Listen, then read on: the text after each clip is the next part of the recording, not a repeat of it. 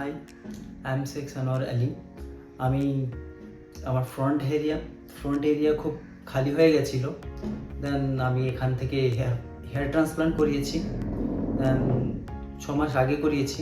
এখন রেজাল্ট দেখতে পাচ্ছেন, খুবই দারুণ। আর আমি খুব হ্যাপি।